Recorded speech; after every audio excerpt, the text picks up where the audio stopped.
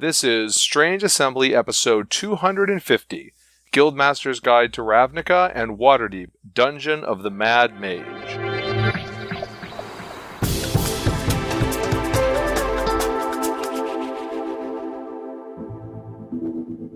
I'm Chris Stevenson, and you're listening to Strange Assembly, your tabletop gaming podcast.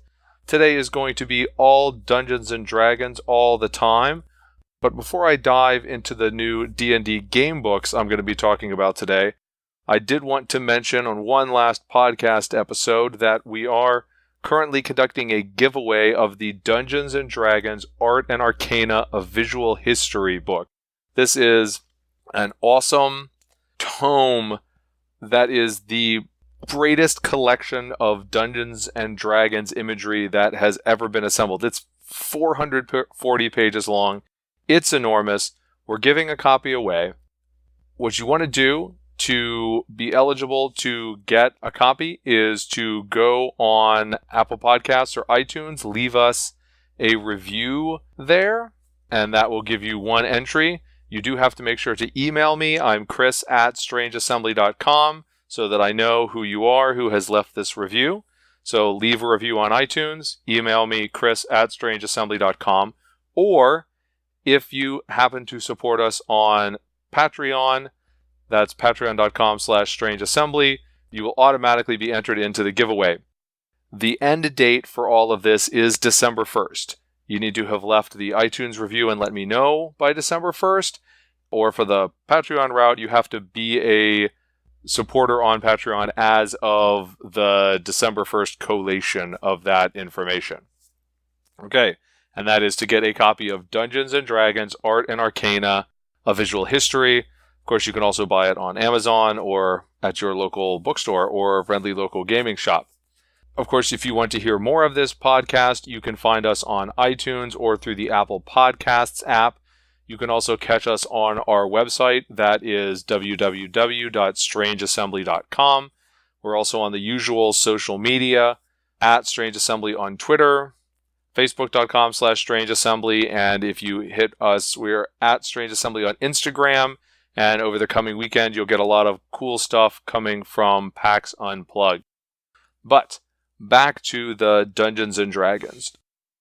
November 2018 has been a very exciting Dungeons & Dragons month, I think. In addition to the ancillary products that we've gotten, like the Art and Arcana, like the kids' books, the 1, 2, 3, and ABCs of D&D, we have gotten two actual Dungeons & Dragons game books. And I totally get Wizards of the Coast's model on D&D 5th edition. It's been wildly successful, but I have to say that I'm super pumped about getting 2 D&D books in 1 month. And I'm super pumped about getting another setting and player option book, and one where D&D is finally doing this seemingly inevitable crossover between Magic the Gathering and Dungeons & Dragons, the two biggest properties in role-playing gaming and board and card gaming, respectively. That is, I think, fantastic to see these together. And so I'm going to start with Guildmasters Guide to Ravnica. Now, if you've played Magic the Gathering, you've probably heard of Ravnica. It's been around 3 different times, so regardless of when you showed up playing, unless it was really, really old school and that's it, you were probably playing when there was a Ravnica set. But maybe you haven't played with Ravnica anymore, so let's give you a little bit of an overview. Ravnica first appeared in 2005, and it came back a second time for a Return to Ravnica block in 2012, and now it is back in 2018 with Guilds of Ravnica. Ravnica is a world city plane. So maybe there's some existence of the plane that's outside of the world city of Ravnica, but if there is, it doesn't really matter. It is one gigantic city, and as you can tell from the use of the word guilds in a lot of these things, right? Guildmasters Guide to Ravnica. The original expansion was Ravnica, City of Guilds. The 2018 expansion is Guilds of Ravnica. These guilds are the most defining thing about how Ravnica works. In Magic the Gathering terms, each of them represents one of the two color pairs. In Dungeons and Dragons terms, that is not a relevant concept, but if you know the Magic the Gathering, you can see how those things affect how the Dungeons and Dragons aspects work, because it relates to things like which of the new player character races will be more likely to work with which of the guilds. But exactly what the relationship between the guilds is varies depending on what the time is, and there's some meta plot going around that's not that big a deal. But the main thing is that the guilds are always to greater or lesser extent at each other's throats. There's this guild pact that tends to preclude open warfare between the guilds, so you don't have active, large-scale fighting, but you have scuffles and skirmishes, and you certainly constantly have politicking and maneuvering throughout the city. Note that Ravnica is also a high fantasy, high magic sort of setting. If you've played in Eberron before, and that's probably more likely lately since they've been releasing Eberron content on D&D Beyond, it is reminiscent of Eberron in that way, where you have a lot of semblances of modern technology in parts of the city that run on magic. So there are things like internal plumbing and elevators and nice smooth streets in large parts of the city. This is not a medieval city that happens to have magic. It is an urban civilization that has been transformed by the presence of magic. So like Eberron in that way. And note that although Ravnica is this mammoth world city, the book does not try to describe the entire city in one thing. You've got this general notion of what the city is, but you do have a chapter in the book that zooms all the way in to one district of the city. That one district has 6 different precincts. All of those precincts are detailed, and it makes sure to include substantive hooks for all 10 guilds in there. So again, if you've played Magic at all, you know that Magic likes cycles. If you've played any of the Ravnica expansions at all, you know that tends to be very big cycles, because you have these cycles of 10 cards where every single guild gets something. And you'll see that sort of cycling repeated as you go through the Guildmasters Guide to Ravnica book, right? Every single faction does get an equal presentation. Every single faction has the same sort of discussion of what it thinks about other factions. Hint, they don't like any of them. That basically sums it up. You get special magical items for every single faction. Like some of the most iconic cards are charms, and traditionally Magic the Gathering charm spells are modal spells that you choose one of 3 different options at the time that you cast it, and that is replicated in Guildmaster's Guide to Ravnica with one-shot magical items that when you use them, they vanish. So that's like casting an instant in the game, and everybody who sticks around long enough is going to get at least one of these, because all of the guilds have something to do with rank and renown that provides you with particular benefits, and at one point, the benefit that kicks out is the charms.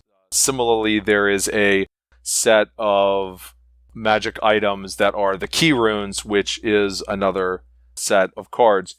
Every guild is going to get stat blocks that represent a little bit of what is in the guild that is not a player character sort of species. That is going to include a massive leveled guild leader. Those range from, I think, a challenge of 16 for, say, the Simic guild leader to, somewhere in the mid-20s for Niv Mizzet, if you feel like going and getting roasted by an Elder Dragon. Not the Nicol Bolas kind, because he's not in this book, thankfully.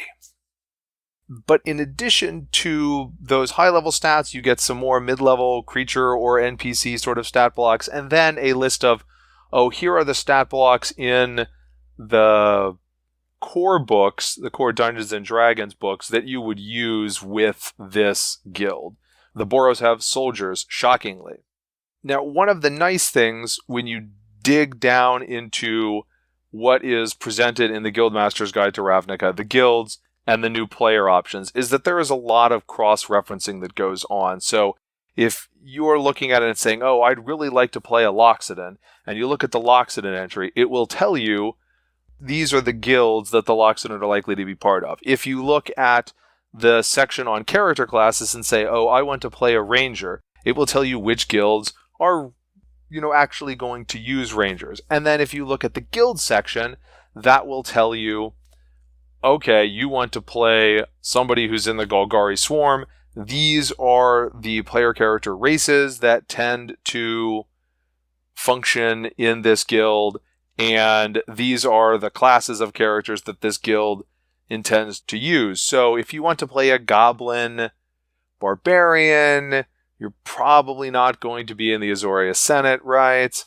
But from a Dungeons & Dragons point of view, you look at alignment with these more than color, even though, again, the magic colors really inform what these options are. So you have the Azoria Senate. These are primarily lawful, secondarily neutral, and that is the legislature, law enforcement, and general governmental functions of Ravnica. You have the Boros Legion, which is a primarily good, secondarily lawful force, which is the formal military of Ravnica. They are probably the organization in Ravnica that is most likely to just kind of rush in and engage in some sort of martial conflict because it's the right thing to do, or at least they've judged that it's the right thing to do. House Demir is primarily neutral, secondarily evil, and this is a guild of spies and assassins. The Golgari Swarm, also primarily neutral, secondarily evil. This is the faction of life and undeath, out of death and decay. So lots of undead, lots of fungus, and swarms of things, as you could probably tell from the title. There are the Gruul clans, and you could pretty much sum up their philosophy as Gruul Smash. They are heavily chaotic with a little bit of neutral in there, and they exist on the edges of Ravnican civilization with the goal of destroying that civilization. The Izzet League, primarily chaotic, secondarily neutral, are the mad scientists of Ravnica. They like to watch things go boom. The Orzhov Syndicate is, like the Azoria Senate, primarily lawful, but these guys are lawful evil because they're basically a crime syndicate masquerading as a religion/bank. There's the Cult of Rakdos, which is primarily chaotic, secondarily evil. Rakdos is a demon, so you can probably draw the natural conclusions about the wholesomeness of his organization. Ninth is the Selesnya Conclave. This is the other faction that is primarily good, although it is neutral good rather than lawful good, whereas the Boros were lawful good. The Selesnya are nature and community focused. Of course, this is the white-green faction if you're coming from Magic. So they tend to believe in living in harmony with nature as much as you can in a high fantasy urban city. And in the good of the community over the good of the individual, but a lot of it is just pretty standard good guy stuff. Finally, there's the Simic Combine. And the Simic Combine is a neutral faction. And like the Izzet, they are a scientifically minded guild. But unlike the Izzet, they are a much more methodically scientific guild. They are also more interested in biotech than they are interested in just random explosions, which does seem to be the primary interest of the Izzet. But what if you don't really care about Magic the Gathering? What if you don't really care about the importation of these new factions? Well, Guildmasters Guide to Ravnica does have a half dozen new playable races, which is a lot for D&D 5th edition. You get Centaurs, Goblins, Loxodon, Minotaurs, Simic Hybrids, and Vidalcan. So, Centaurs are, the sort of thing that you'd expect a centaur to be. They are medium centaurs. There are some special characteristics that take into account the fact that they have 4 legs instead of 2, so they have a harder time with some kind of climbing, but they're pretty strong, and they have natural weapons, and they get bonuses when they're charging you. Similarly, the Loxodon, who are humanoid elephants, are very big and count as large for some purposes, but are ultimately medium. These guys have the sort of calm, everything's alright vibe until you finally push them too far, and then they can go on a terrifying rampage, so watch out for that. Probably mechanically, the things that defines them the most, other than being big, is the trunk, because it can be used as a prehensile appendage and gives them a keen sense of smell. Goblins are really what you'd expect from a goblin.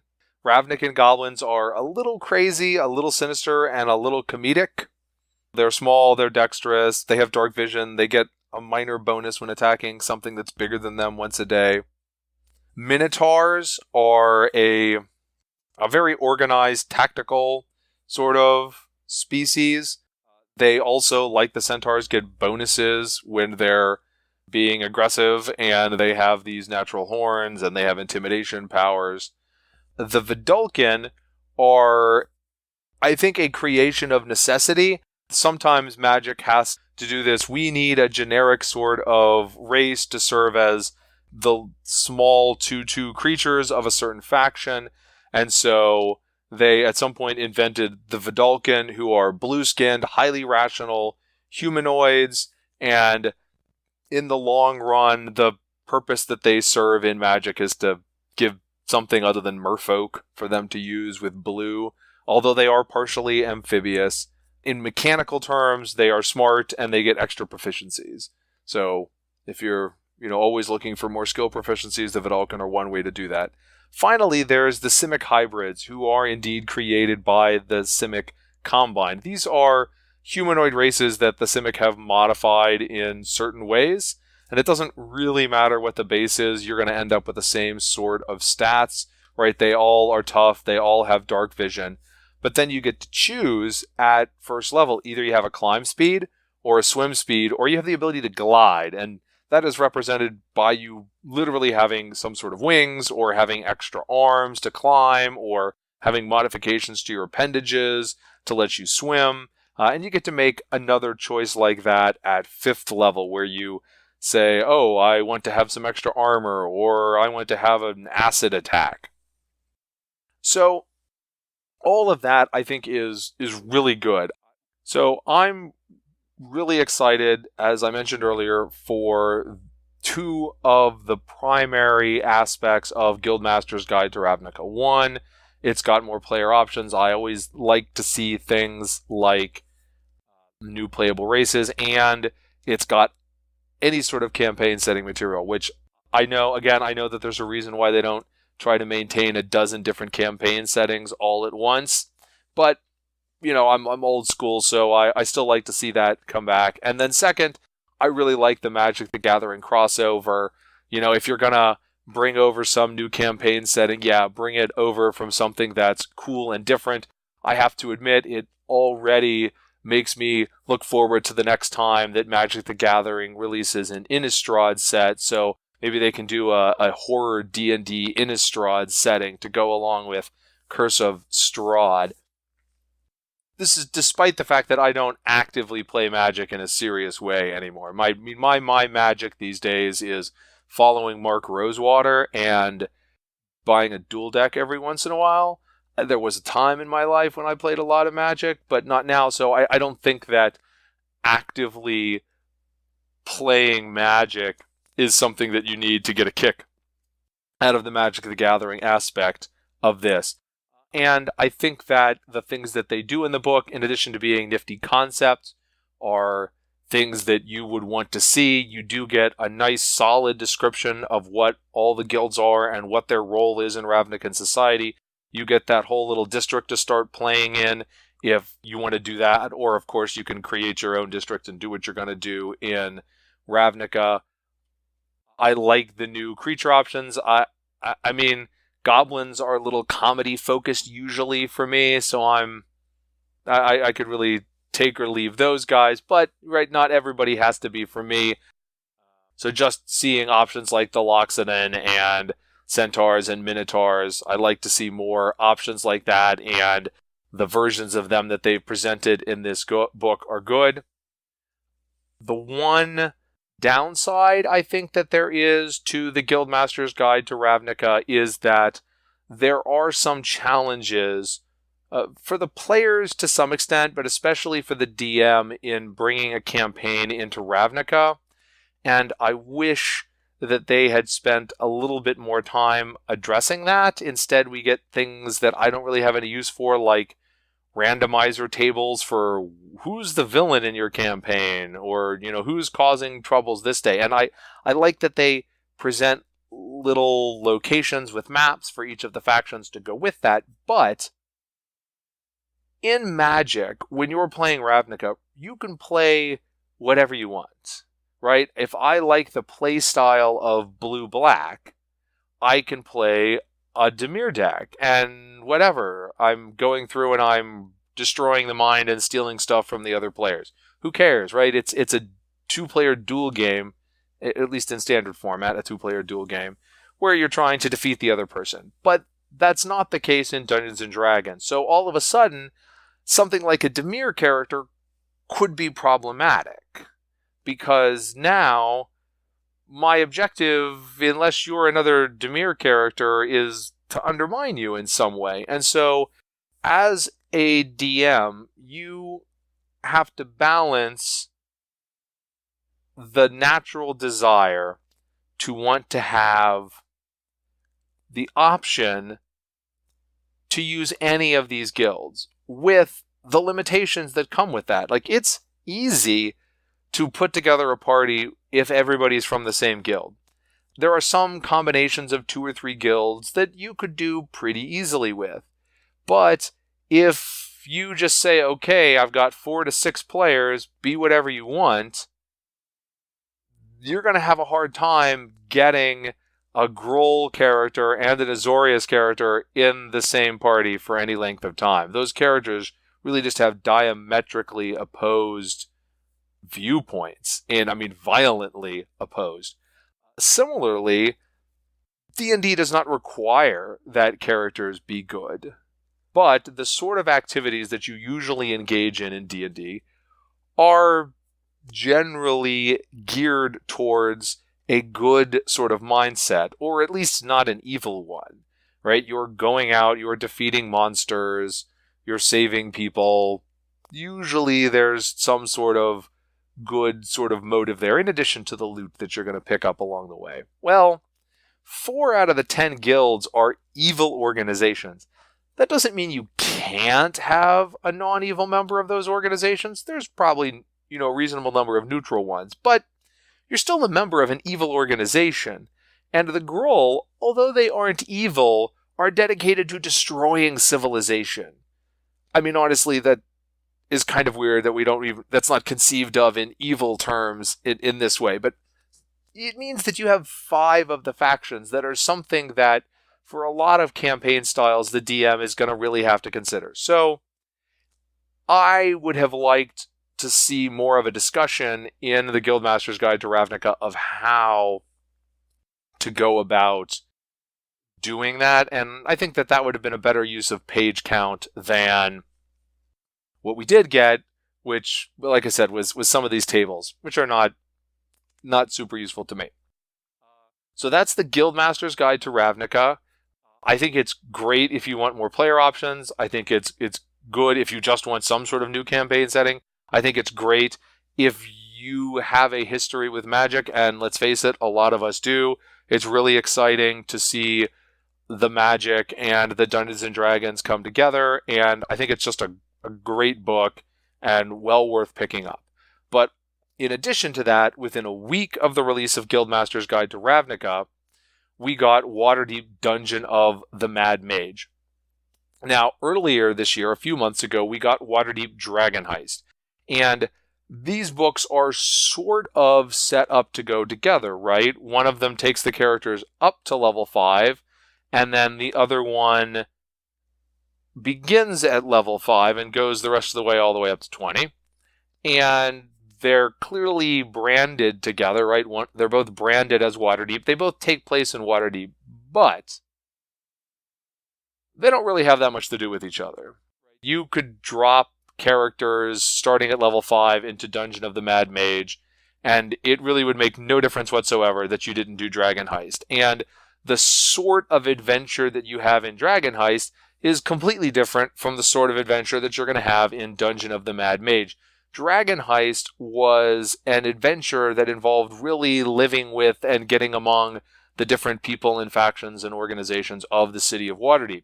Dungeon of the Mad Mage is a super dungeon, and that's it. It is a super dungeon. There's a little bit of, oh, here's a quest of thing that you're going to find in the super dungeon, please bring it back up to me. But that's about the level of involvement that you're going to have with the surface world while you're playing through this adventure. So, Dungeon of the Mad Mage is about the densest 5th edition product. So, it's got 23 levels of super dungeon. And in order to fit that super dungeon in, the book actually goes over 300 pages, which is bigger than your usual D&D 5th edition book. So, they've already crammed in extra pages. It also then has a relatively limited bestiary section. So what you instead see as you're going through the dungeon is call outs to the things like NPC stat block. So you're going to see a lot of archmages, for example, right? Where it's like, use the archmage stat block, but with these 2 modifications.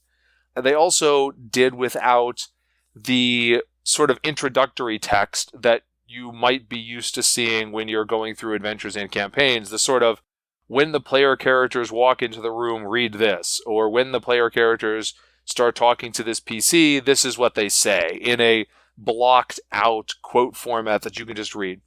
That's gone as well. And so all of the page count, instead of having some of that fluff, or instead of having a little bit of extra unique monster stat block, it is just dense. Let's see how big and extensive a dungeon we can fit in here to give to the players. So how you're going to think about that is probably going to depend on what you're looking for. If what you want is a really dense super dungeon and you want to get as much on that front out of the book as you can, that's going to be a big upside. If you want to be able to just read a rote description and you don't want to have to look at the actual mechanics and then describe it in your own words, that's going to be a downside.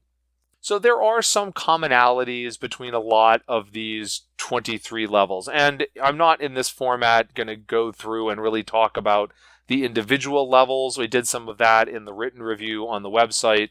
So if you go to strangeassembly.com, if you're reading this shortly after its release, it'll be near the top. Otherwise, you can just search for Waterdeep and it'll come up. But there are some commonalities between those 23 levels. A lot of them feature multiple factions. So you'll go on to the level and there will be, say, a group of Duragar battling it out with some hobgoblins, battling it out with some Xanathar Guild ruffians for control of that level. And that's a relatively high level sort of thing. You get more and more exotica as you go down.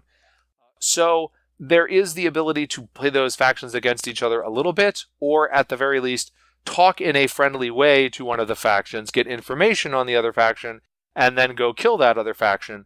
However, probably at the end of the day, on most of the levels, you're just going to be killing everything eventually. So it's not the sort of thing where you're going to have extensive ongoing effects on different levels of the dungeon based on what you did on others. There's some limited things. There's some go to this dungeon, get this item, and bring it back to the other level. Or if you destroy this item on a particular level, like say, I don't know, somebody's phylatry, then that may piss them off. If you run into them on a later level, I don't know why. But there is some thematic connection. There's a little bit of, there's, drow on this level, and then on the next level there's another batch that's a scouting group from that first party. There are Halaster references at various places. You'll run into a clockwork version of Halaster, and a Golem version of Halaster, and an illusion version of Halaster, and lots of Halaster sensors, and that sort of thing. It's there.